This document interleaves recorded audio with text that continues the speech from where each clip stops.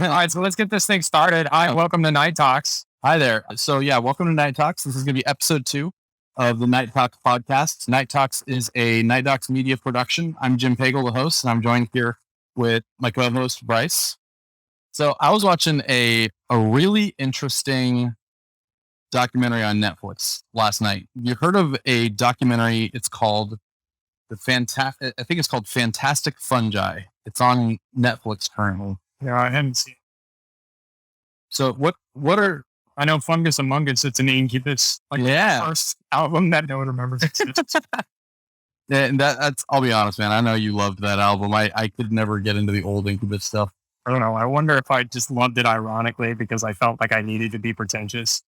But anyways, so what about the... So Fantastic Fungi, it's really fascinating actually. So it starts off as you almost think you're about to watch some kind of nature documentary about fungus. And that's certainly the way it starts off, about how fungus and mushrooms and things like that affect the world around us and how they create entire ecosystems as well as checks and balances on the balance of things, especially in the forest and things like that. And there's more species of fungus than there are like animal species out there, which is insane. And they have this, what's a mushroom scientist? Somebody that studies spores, molds, and fungus. Fungologist. No, it's like it's like my something or whatever. MYC. Oh, I see it. I'm not gonna. We're gonna make up something, and I'm gonna be right. We're gonna butcher it. But yeah, and it starts with an M. Yes. So it quickly transforms into a documentary about psychedelics and mushrooms, and how it was actually really fascinating about how, and I'll be honest, I didn't know how deeply ingrained the medical community was in, especially the psychology community was in treating patients with psychedelics like mushrooms. And it was respected science. And then Nixon came along. Yeah. And Nixon and his war on, just be honest, black people, and how he started the initial war on drugs, flooding urban environments with cocaine. Crack. It was crack specifically because cocaine. Because that's another thing too. Crack. The difference enough. So crack is a more processed version or something like that. I can't speak authoritatively on it, but basically it's used much more by black people. Mm-hmm.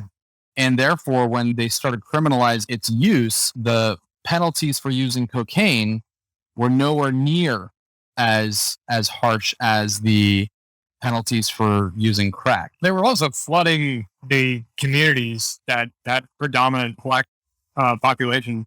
Oh yeah, definitely. They were flooding the communities with it.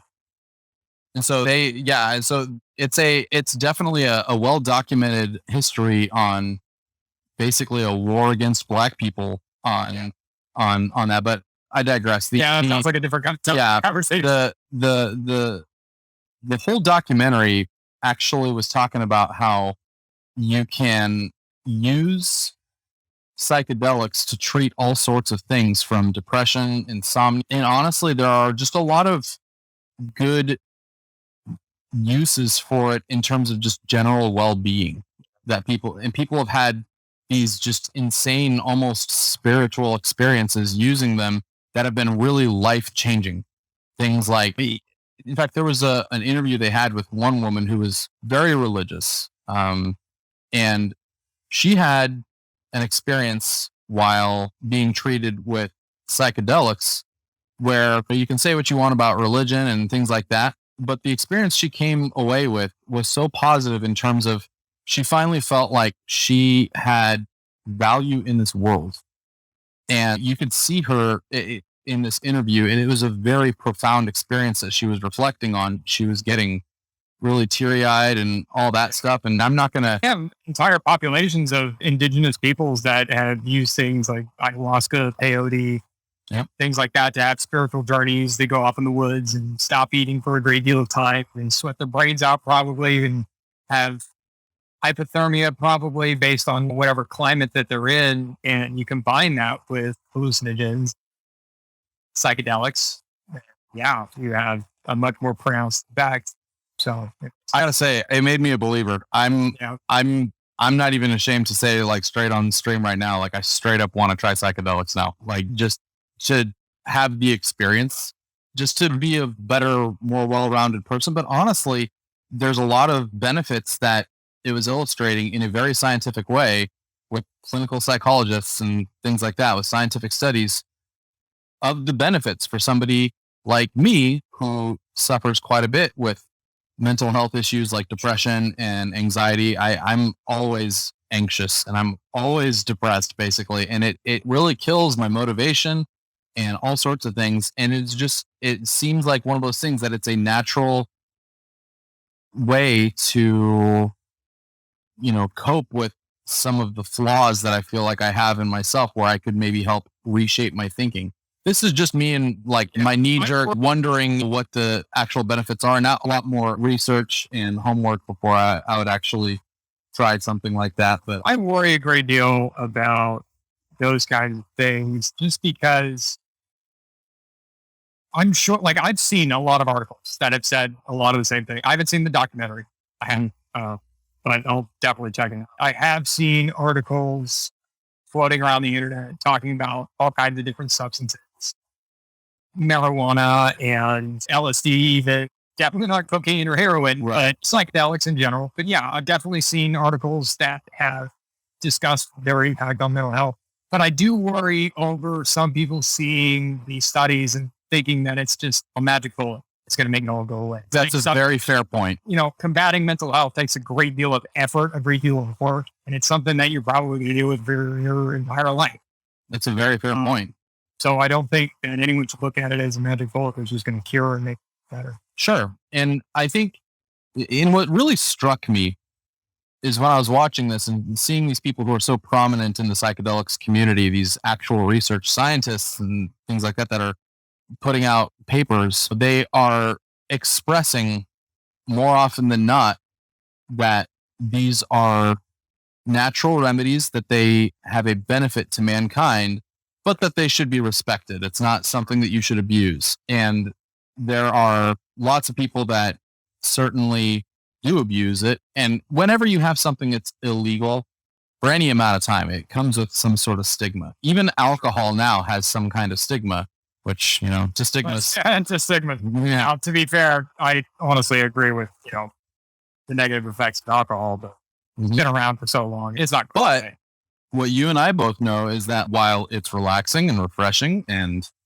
crisp and tasty and delicious and can make for a fun night, it's not something that you should use irresponsibly. Yeah, and that could be said for literally everything. Right. Because anything used, to excess is certainly going to happen. And alcohol, honestly, you could make the argument that alcohol is worse than most drugs. Certainly more than something like marijuana. Yeah, it's so much. How many people have died behind the wheel from marijuana versus they were going home and they shouldn't have been driving? They're not driving anywhere. And if they are driving anywhere, after smoking, they usually won't feel like it. Really slow. Yeah. They're freaked out. And quite frankly, they're probably not getting in the car to go anywhere. They're sitting on the couch watching about 20 seconds of a movie and hitting repeat over and over again. And eating. John brought up crack, by the way, is when you take cocaine and you boil it cocaine as a powder is cocaine hydrochloride. Baking soda removes that to make it pure. Crack is cocaine that has been boiled with baking soda and concentrated, kinda. So there we go. A little bit of a lesson there, assuming he's correct. Dr. Hughes? That's Hughes Stallman. His name's John. He is literally one of the smartest people I know. He's actually a molecular biologist out in Massachusetts. I gotta say, the fact that somebody like John watches and is such a good friend of mine, I'm deeply flattered by that. Anytime I attract somebody of reasonable intelligence into my life, I'm very flattered. I was born here, so yeah. I've checked numerous times, by the way, and John has been more than okay with me using his name just because everybody calls him that anyway. So yeah. Also, his name is John. There's a few other Johns out there. yeah, there are a few Johns in this world. There's a few Johns even within the molecular biologist profession. You're not going to find. Well, That's not a dare. yeah.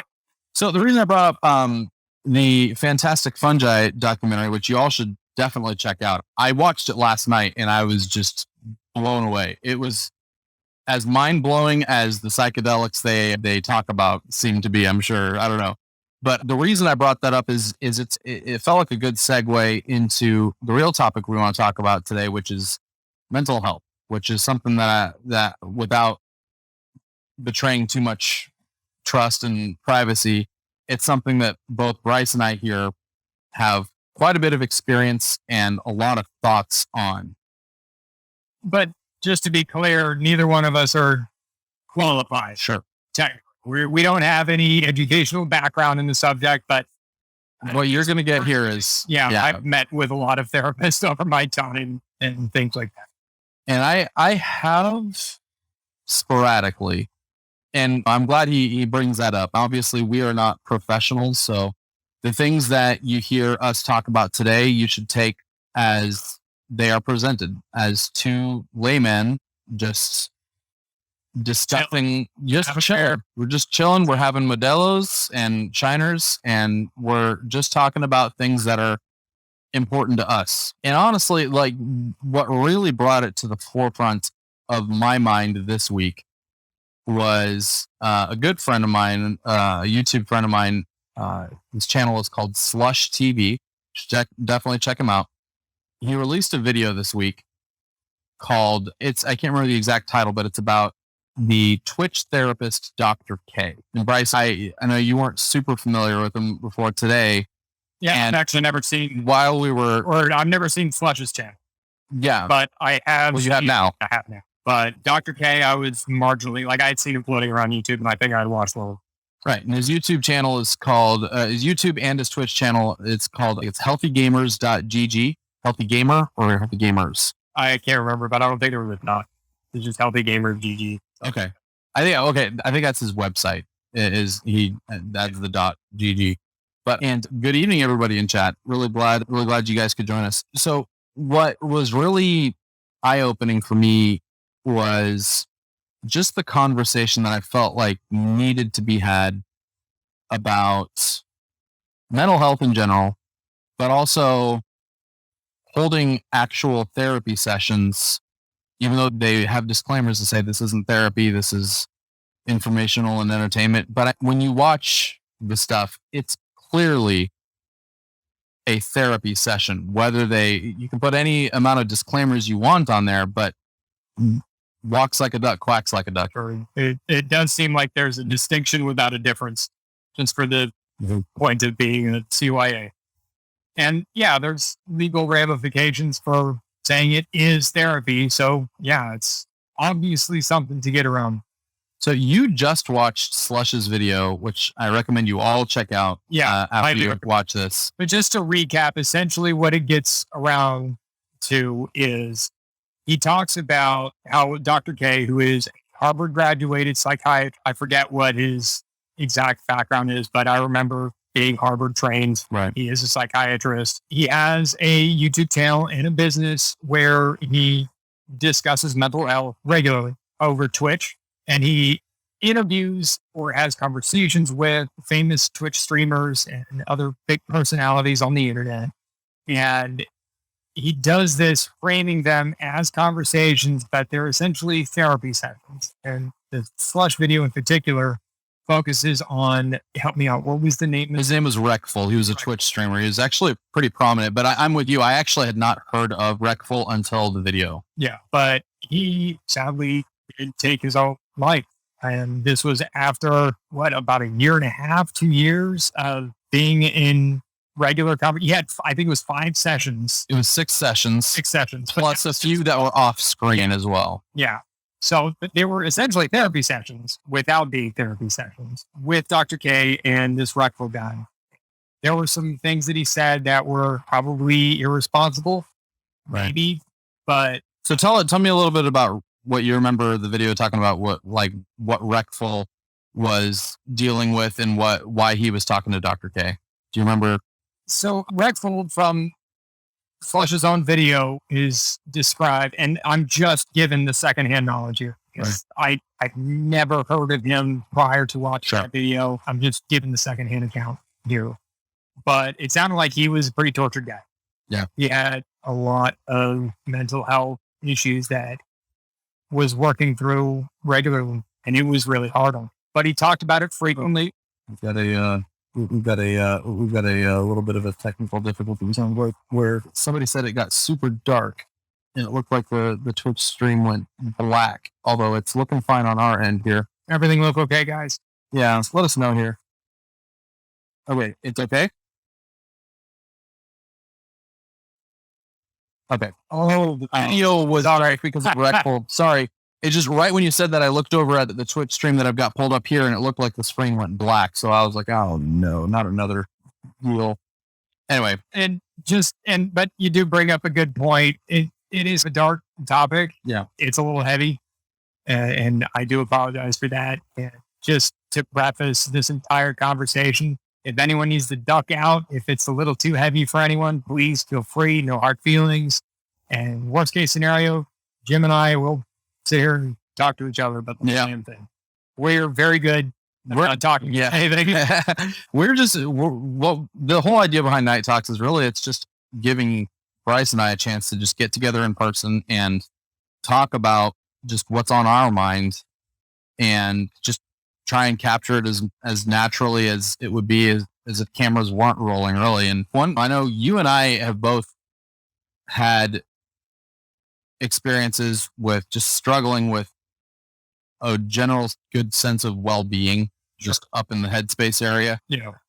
And I got to say, I go back and forth where if I was having a therapy session broadcast to people, there are two things that I feel are worth bringing up, actually. And we actually did a 2-hour kind of a podcast on Slush's channel the day it came out, actually. The day after it came out. It was myself, Mudahar from Some Ordinary Gamers, Slush, Glink, Oki's Weird Stories, a whole bunch of YouTubers. We all got together and had a 2-hour discussion on this.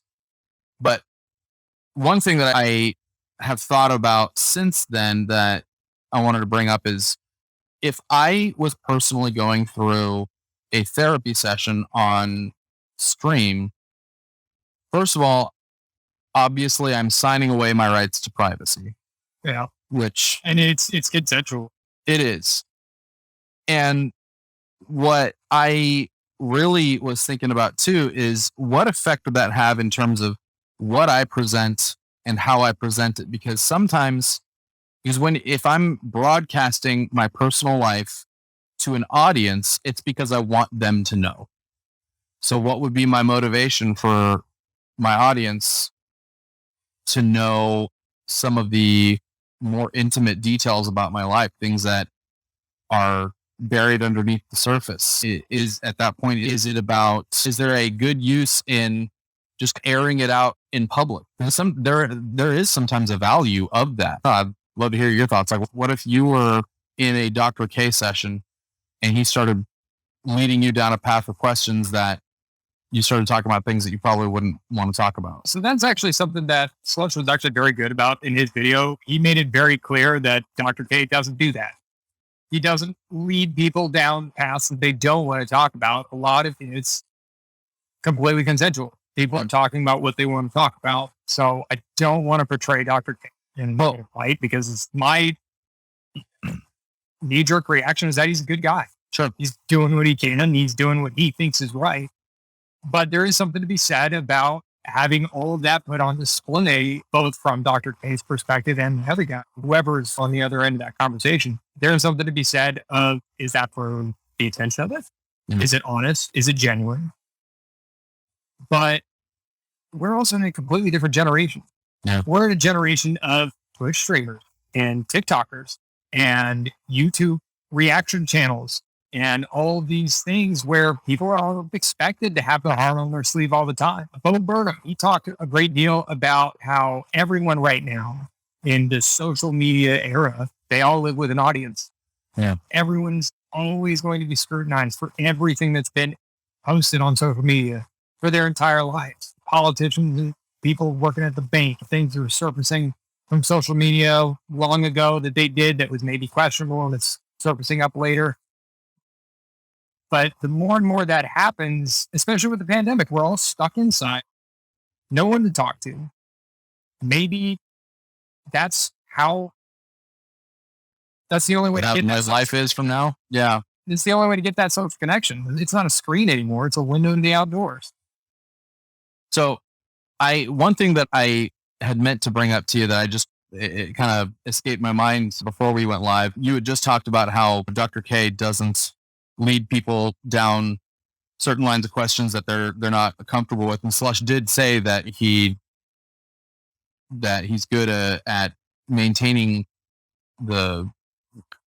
What I really want to bring up though is that my experience just watching his actual sessions, because one of the people that he met with was Mudahar from Some Ordinary Gamers, which I'm sure you're kind of familiar enough with. Yeah, Muda is a really good friend of mine, and I actually didn't know he had done a Dr. K session until I watched the Dr. K video that Slush did, and I went back and I watched Muda's session, and quite honestly, I was horrified. Really? I was. It was good, and I enjoyed listening to the discussion, and I think they talked about some good things. But just as a friend of Muda's, and I brought this up to him during the stream podcast that we did with Slush right after the release of the video, because Muda was on. When me and Nexpo and Mama Max and Muda and Loey Lane and Barely Sociable and all of these guys, blame it on Jorge, we all met at PAX last year. You're going to get yelled at for every name you forgot just now. Yeah, I'm sure. That's why I started just listing them off, because I was like, oh crap, I've named somebody. Now I got to name everybody. Now I got to name everybody. Yeah. But anyway, when we were there one of these nights, and I'm going to be as respectful as I can of Muda's privacy here, and I'm not going to mention anything that he hasn't really mentioned publicly, but there was one particular night where Muda and I were just talking. And some of the things that he shared with me about his past, it really deeply affected me. And I really saw him under a new light in a very positive way, in terms of just, this is a much more complex person than I had initially been led to believe. Because when you watch his videos, he's happy-go-lucky, he's making some really funny jokes and all that kind of stuff. And some of the things that he shared with me, I will take to my grave. And what right. I'm sorry. And when he went on, Dr. K starts off the session with Mudahar, and the whole session's I think about an hour, 2 hours, something like that. He starts off and he says, okay, Mudahar, what would you like to talk about today? And Muda says, honestly, my mind has really been focused on isolation and the pandemic and all these lockdowns and how it's affecting me, because it's really affecting me. I'm feeling really depressed and all that stuff. And they talk about that for a little bit. And then slowly, like when you watch the video with an analytical mind, one thing that really struck me is how much of an expert Dr. K is as a therapist in leading people down lines of questioning and getting them to open up about things that they might be resistant to opening up, which is great in a therapeutic setting. Yeah. But it felt like he was using his trained therapy tools to crack open a nut for entertainment purposes, where they could get to the juiciest bits about his life, as juicy as Mudahar would be willing to share. And all along the way, he's asking him like, hey, is this okay if we talk about this and blah, blah, blah. And what he does is he gets him right up to the line, gets him to cross over just a little bit. And then now that it's okay for that, we can keep pushing. We can keep pushing. We can keep pushing. And by the end, Muda was saying, if my dad sees this stream, it's going to be a really awful situation for me. And that shouldn't happen. Like he started off, he wanted to talk about isolation. And what they ended up with was his childhood and his relationship with his father. And just as a friend watching that, I was honestly livid. Like I felt like a friend had been manipulated and taken advantage of. I can't speak to what was actually in Dr. K's mind, but I will say one reason we were originally supposed to be, we were originally going to have Slush on this cast. He had agreed to come on, but then he actually just forgot. And I was messaging him right before this, and he had just started. He was engaged with something else right at the time this stream went live. So let's talk about him behind his back. Yeah. So Slush and a little bitch. No, no, Slush is a really good guy. But one thing I wanted to bring up to Slush, and I still haven't had a chance to ask him about this, but I got a message on Reddit of all places, and I want to read some of it out here. A lot of people in the mental health world are up in arms about Dr. K and the things that he's doing on stream. And there's certainly an argument to be made where anytime you do something groundbreaking or whatever, you're always going to have detractors and things like that. But the things that they are saying, I find very reasonable in terms of the kind of things that they're talking about. In fact, this particular guy, it sounds like he's actually a mental health specialist himself, just the way he's presenting information here. And his first message actually was a little condescending a little bit. But he softened up after I responded. It says, Dr. K is a brand new medical student grad. He is living out his guru fantasy. In terms of being a scholar or even experienced, he is a joke. And he gives me a link to a website called Semantic Scholar about him, evidently. He says, you mentioned the, quote, magic trick, and that's what it is. And the magic trick was basically being he leads people down questioning until he gets to the final big epiphany moments where, like, here is the big thing that you need to know for your life. And it's usually pretty profound. And I called it a magic trick that he does. It's a cheap parlor trick, what he does on stream. His exploiting is well known in the Shrink toolkit to woo the generation who list their self-diagnosed disorders in their profiles. He isn't effective because all he does. You said you were counseling at one point. That isn't how it works. There's so much about this dude that Slush didn't put in. I know because I originally messaged Slush a year ago about this and he wasn't interested.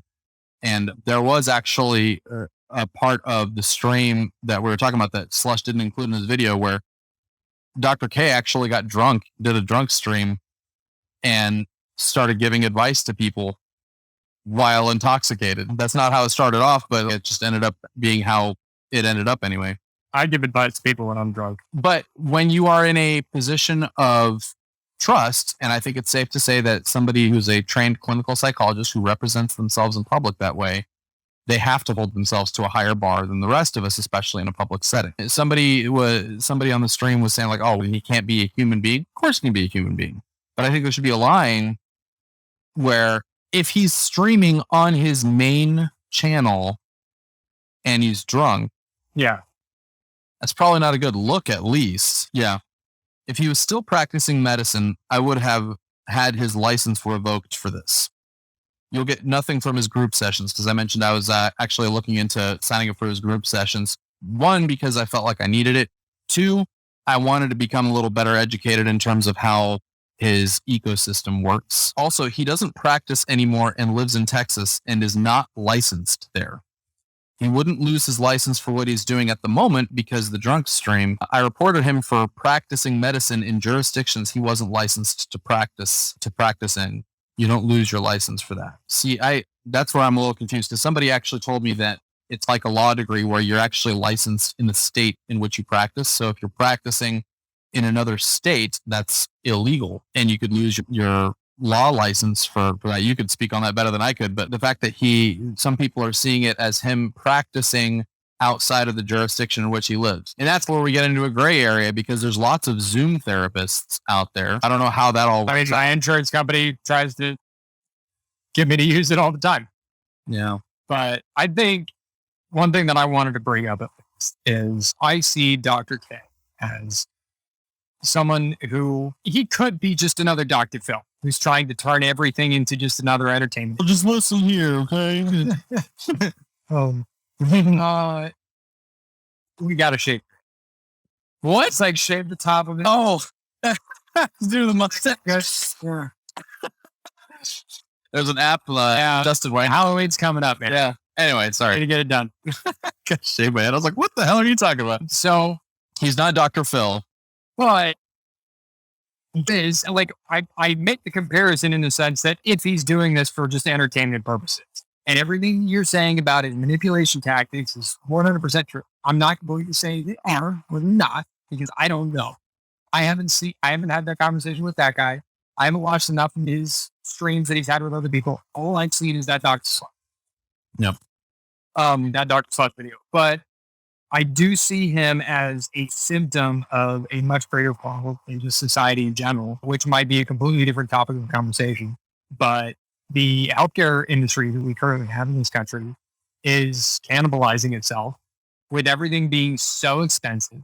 And especially when it comes to psychology and psychiatry, it's almost impossible to get an appointment with anyone these days, especially with someone that you actually have chemistry with. Mm-hmm. And so when it's that difficult and that expensive, people inevitably will look for alternatives. It's the same reason we have all of these stupid crystals from Atlantis that will heal your energy or balance your or whatever, or the essential oils or whatever, what have you, tarot card readers, horoscopes, all these stupid things. What Power Ranger are you? The BuzzFeed stuff? Yeah, the BuzzFeed stuff. It's the whole reason we have all that. It's because the real thing is too expensive. Yeah. And so there is a part of me that wants to give Dr. K the benefit of the doubt because he does have at least some professional background. He has graduated from Harvard. He does have some credentials. Maybe he's not licensed. But if he's educating people and bringing awareness to mental health topics, then I'm willing to give him the benefit of the doubt in a vacuum. I haven't done enough research to actually make a good, educated decision on this. But he is a symptom of a much larger issue.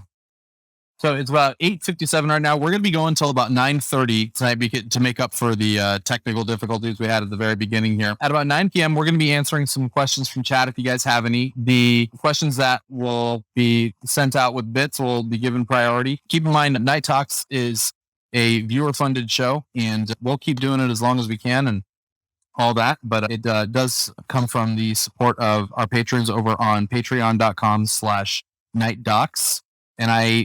NightGHTDOCS. What? He just called you a capitalist pig. That's right. Selling out. Work with the system that you have. Money. Yeah. I may believe in a better world. But we still live in this one, right? Yeah. Capitalist pig. Fuck you, John. So I do want to talk a little bit about just like my own experience and invite you to talk about whatever you're comfortable in mentioning, but you show me yours, I'll show you mine. But I don't want to ask you to go into things that you're not comfortable with and all that. And we talked about that before this. Yeah. But honestly, it seems like both of our kind of life crisis moments were centered around similar topic matter and things like that. And it was about relationships and things like that. And I don't want to get into, just as you don't want to get into the nuances of what was happening in those, but the effects of that, though, on me personally were pretty profound. I straight up almost killed myself. There was a moment where I really thought there was not going to be any possible hope for a future where I could be happy. And the only thing that kept me alive, honestly, was this vision I had of my two little girls growing up without their father, and every big life event, graduating from elementary school, going into high school, first boyfriends, graduating high school, college, getting married, all these big moments that they may have later on in life that I wouldn't be there for, and somebody would have to be sitting them down at each one of them trying to explain why dad's not around and And that killed me. We know each other's kids real well. I can't imagine the pain and heartache of either your kids or my kids having to deal with that, as good and innocent and pure as they all are at times. But and for me to be what I considered selfish, where I wasn't feeling good right then, and therefore I wanted to end it all. And I went through a very long, and I still am, honestly, going through a really big depressive moment in my life where it is difficult to stay motivated to keep going forward. And the only thing that, honestly, the YouTube stuff and now doing this Twitch stuff here, that's really kept me going, because this is the only thing I have in my life that I have going for me, where I have more of a reason to stay alive than just being there for just staying alive so that there's a father figure in my daughter's lives. You know what I mean? I don't know. I don't really have a good segue out of that, really. I certainly had, my own struggles with it. It's definitely not an easy topic. Sure. It certainly is not. And just because I said some stuff, you don't have to feel like but if you just want to comment on what it was like dealing with me during those times, as long as it's not like too embarrassing, more than welcome to comment on that. I think one of the most fascinating things, maybe fascinating is the wrong word, but notable, was, especially while you were going through what you were going through, and current, is, I'll be honest, I had to at least admit to myself that I'm not great at being there for you. I'm not. And maybe that's... You are in your own way. Maybe, but I'm not good at talking to you when you're in that moment. I'm not a good therapist. I'm not. You're a very rational and logical person. You're not a very emotional. I come off really abrasive, and I know that. Yeah. And I know I'm like. But it is refreshing though, because you are in some instances a robot, where it's more about it's just, here's the input, here's the output. This is what makes logical sense. There's not a whole lot of emotion involved in it. I'm not saying you're not an emotional person, but you're far less emotional. In my perception, you are certainly less emotional than I am. For example, I'm a deeply emotional person. I feel very deeply all the time. That's the thing, is I believe that I feel just as deeply as everyone else around me. I just process it in a different way, I guess. Don't wear it on your sleeve like I do. I'm very introverted. I'm very private. I don't talk about You see that, but you always say how much of an introvert you are, but I just don't buy that, man. I don't think you're actually that much of an introvert. I don't go out. Yeah, but do things. But I don't think it's about what activities you're up to, but just your personality type, because you have no problem opening up and talking and that's a very extroverted personality trait. Someone's there listening. Okay. Like if somebody wants to hear whatever the hell is coming out of my mouth, sure, I'll talk. Because apparently there's a few people in here that I see the difference between an introvert and an extrovert as an extrovert is someone who gains energy from being in social contact with others. And an introvert is someone who gains energy from being away from social contacts. I can be social. I can talk about a lot of different things. I have opinions on everything, but I don't gain energy from being social. I gain energy from being alone. Sure. But that's beside the point. So to bring this kind of all into kind of a leading foundational discussion here, what do you think? It's like you and I have both talked about how just the state of the world when it comes to mental health and things like that. What do you think the solution is to first of all, what is the problem? Capitalism. Is that where we're going to go with there? Just what I'm going with. Okay. I blame it for pretty much everything. Right there with you, John.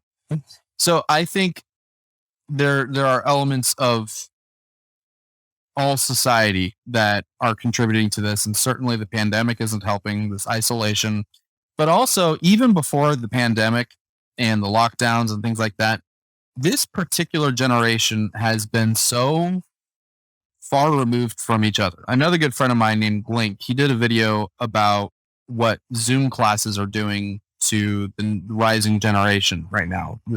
Kids that are going through these formative years going to school, but through Zoom calls, and what it's doing to them mentally and what kind of impacts that'll have in society. And I can't remember if it was in his video or another video where somebody made a prediction that the generation after this one is going to be the most social, connected generation ever, because they will see the harmful detriment that these Zoomers, who will be the boomers of in 10, 20 years, whatever, 20, 30 years, I don't know what it is, but the generation after them will see all these negative effects of that and basically make the decision, no, we're staying off social media. We're going to meet in person. We're going to go do things together. And it really brings up something that I've been repressing in my mind, which is this fear that we exist only at a distance from everyone else. Like, any human connection that we have is separated by a screen. Almost all the communication that we have with somebody is filtered through cellular towers or an internet connection or something like that, where we are programmed biologically to be seeing and discussing and interacting with each other in person, like you and I are doing right now. And to be honest, I feel like this particular podcast would be far different if I wasn't looking at you in the face right now. Oh, yeah, for sure. I will say that I flatly disagree with the prediction that somehow the generation that comes after the Zoomers are just going to just throw off old shackles to social media. I think maybe there will be a learning period of maybe some more responsible use or something like that. But we have no evidence of any generation seeing what their parents are doing and just saying, no, that's the wrong way. And I would be delighted to hear your examples. Every generation, like anything that this was actually one of Dad's favorite phrases growing up. It was what one generation allows, the next generation embraces. Mm-hmm. And I've seen that all across the board. There might be a little bit of seesawing back and forth on certain societal issues like civil rights and things like that. But no, like when it comes to things like this, they're going to make it more a part of themselves. I don't think they're going to just throw it off. It's going to be different. It's going to make a strong point, but I don't think it's going to go away. You make a strong case. And I honestly don't know if that prediction is going to be true or not. And quite frankly, neither do I, because no one can. I was just remarking that it was a fascinating prediction. But honestly, what you just brought up there with the seesawing from generation to generation, that's a good point, honestly. And I hadn't really considered that. And I'm feeling a little less confident in what I was about to say, honestly, than I did before. So it's better. Well, I just was going to say, like, I felt, and honestly, even now, just thinking about it, I feel like it's actually just incorrect, where I was going to say that society in general tends to go more progressive throughout the years through each generation. But that's actually, in a lot of ways, not true. We're seeing a huge rise in regressive societal tendencies where people are fighting harder against marginalized groups, fighting harder to prop up authoritative regimes, which is far more conservative than it is progressive. I think it is a backlash. I think it is it's the tail end of that seesaw effect. But I still think that on the whole, we do see generations becoming more progressive. I think what I'm more accurately trying to say is that I can see where they are getting more progressive, but in a lot of areas they are not at the same time. There are certain elements of society that go more progressive while some meander on other paths, and it'll switch. Because if you think about it, back in the 60s, the hippie generation, that's one of the most liberal, progressive generations ever. But we also focus a great deal on the progressives of that generation, but Because they're the ones that get remembered. yeah, because they're the ones that get remembered. Progress is change, and you don't get remembered for staying the same. Exactly. So we don't talk about the notable pieces of shit from those generations because we like talking about the progressive. Yeah, because they're more interesting. Of course. But I think every generation, regardless of time period, we're always going to have the bigots and the racists and the people who are prejudiced against someone because they want to have someone to blame everything else on. So that's never going to go away. It's just they have a little bit more of a platform because of social media right now, and we're still figuring out that entire process. The way social media works right now is so much different than the way it works just when you and I were in high school. It's completely different. MySpace and all that. Yeah, who uses that?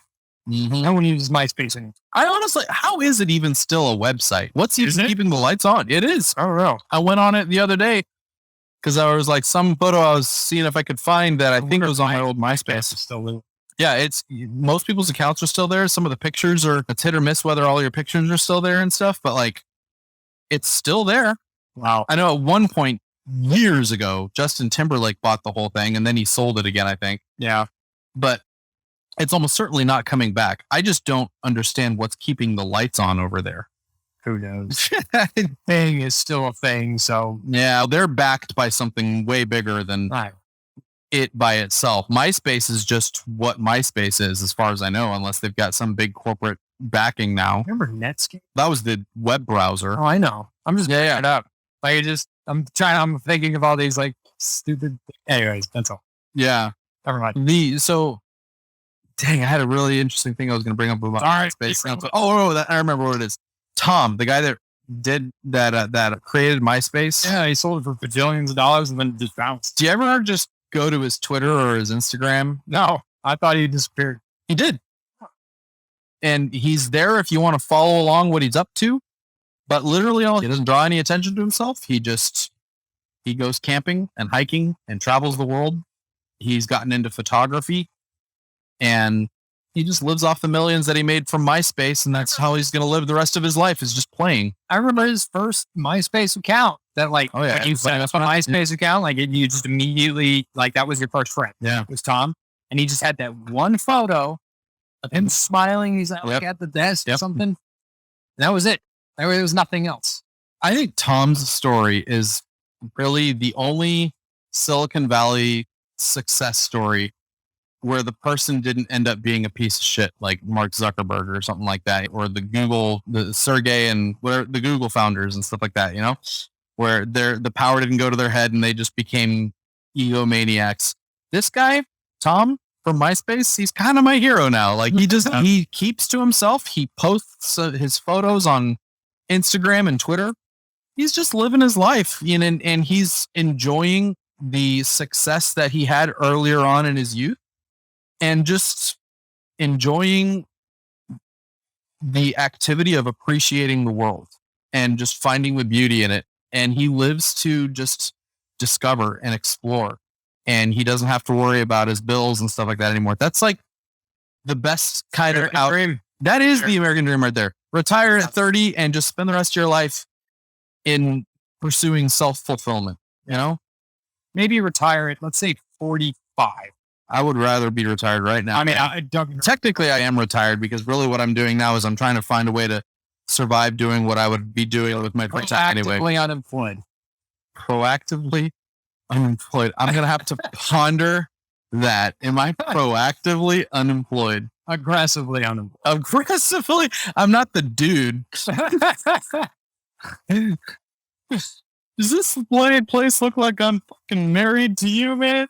Toilet seats down. Let's see. Do we have any? I don't think we do anyway. Does anyone have any questions? Yes. Anything anyone wanted to bring up? Feel free to ask. We were going to do it earlier, but I didn't see anybody asking questions and stuff, so I just kept going along anyway. What are you playing? It's actually funny that you brought up the documentary about fungus and stuff like that, because I'm a sucker for YouTube Let's Plays of video games that I like, and I've been watching a Let's Play of Last of Us.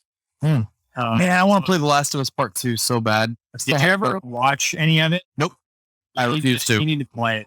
I need to play. Yeah. I have no idea. Like, I know broad I've strokes. never played it. I've watched like 3 different people on YouTube play it, and I've never played it myself. But yeah, it's excellent. Yeah, I know some of the broad strokes of people were upset at something, but I don't know exactly what it was. No spoilers. I honestly don't know exactly what they were so upset about, and I don't want to know yet. I really want to go find a copy. It's just waiting for it to go down in price. Yeah. Anyway, so I've been watching that, and what I'm playing is actually Everspace 2. Really? For Everspace? Yeah. Space trucker game or whatever. No, that's Elite Dangerous. Everspace is like Unreal Engine. Maybe I know Elite like versus Everspace. It was basically like a third-person perspective ship game. I thought you were a trucker or something in that game. No. It's like more of an arcade shooter. Maybe it was just a southern accent. Oh, I know the one you're talking about. You're talking about Rogue Galaxy. Oh, yeah, I think I am thinking about that. I don't think I ever did play it. Everspace, yeah. Chris, he just said it. It's a Rogue. But Everspace 2, they went full RPG on it. Still in our early access. So far, I've been having a lot of fun. Good. Briefly got back into Kerbal Space Program. Yes. And because I've actually never gone past Minimus with that fixed. I'm so excited for Kerbal Space Program too. Oh my God. I want that to come out. I want that to come out so bad, but we're like probably years away from it, honestly. I don't know. I think so, man. It's just progress has been so slow. Yeah. But they have officially announced that all support for Kerbal Space Program 1 is done. They are not supporting that title anymore. They might do some hot fixes here and there, but no further support. Why? Because they're focusing entirely on their moving. But isn't it Kerbal? I thought Kerbal 2 was a completely separate team.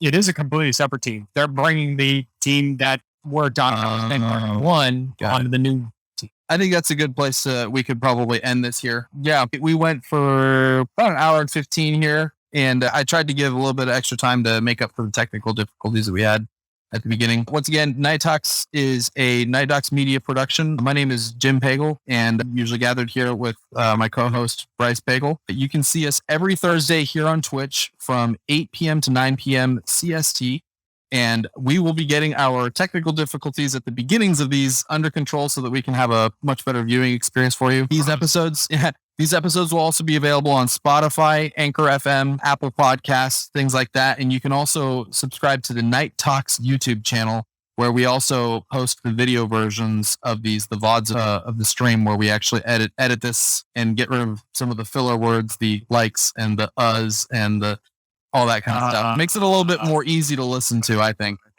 But you lose out on the live experience. Anyway, any parting words, Bryce? We really need to sign off.